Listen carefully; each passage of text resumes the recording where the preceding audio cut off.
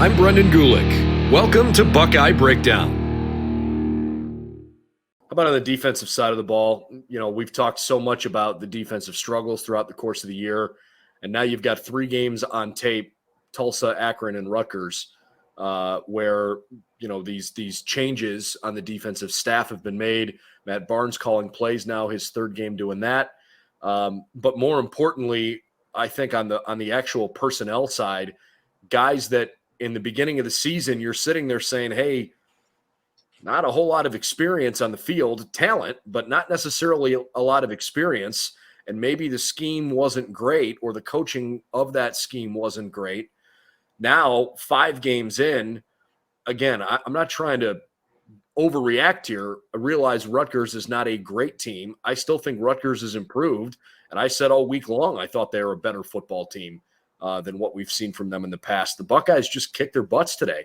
And that happened a lot on the defensive side of the ball. 3 interceptions against a Rutgers team that hadn't thrown a single interception through 4 games. Obviously, one of those went for a touchdown.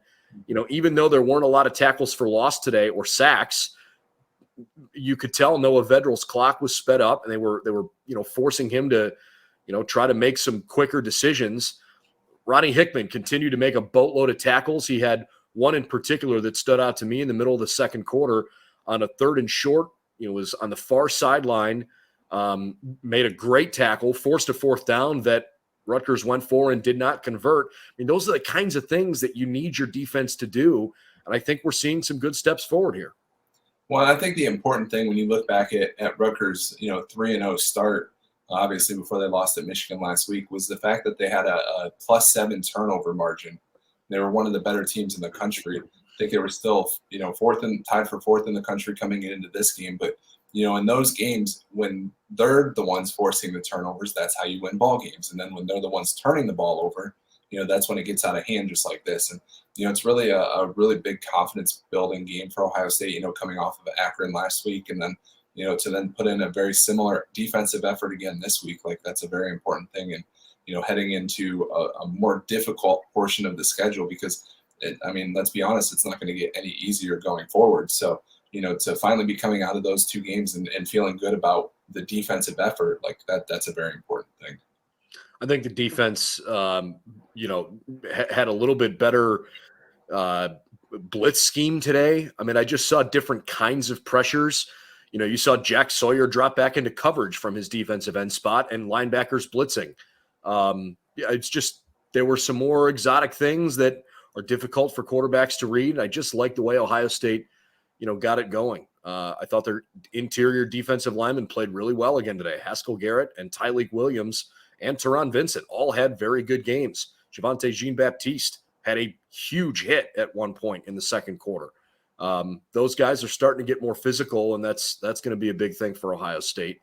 And, you talk about the confidence of the defense. Next week you're going to play against a Maryland team that has a quarterback that until yesterday had gotten off to a fantastic start to the season. And then Maryland's group of quarterbacks yesterday threw 7 interceptions against Iowa. So they're licking their wounds a little bit before they get ready to come to Columbus next week, but they still have a nice body of work, overall. I hope the Buckeye defense, can continue to take another good step forward next week and then get as healthy as possible on that bye, because today I think the one big, injury, if you want to extrapolate here, is Cody Simon. Left last week's game with an injury, left this week's game with an injury. Don't know how severe it is. We certainly hope he's okay because he's emerged as a guy that needs to be on the field. Yeah, and obviously, Tommy Eichenberg stepped in that position and then, got an interception on the very first play. But I think it's very notable. We need to talk more about the lack of depth really at that position with Dallas Gant and Kayvon Pope leaving the team for obviously different reasons over the last week and a half. But maybe the same reason, but different ways they went about it. yeah. That is true. But I think it's very important to note that, they only have 5 scholarship linebackers. 6. Obviously, they didn't have Pele today, but they only had 5 today.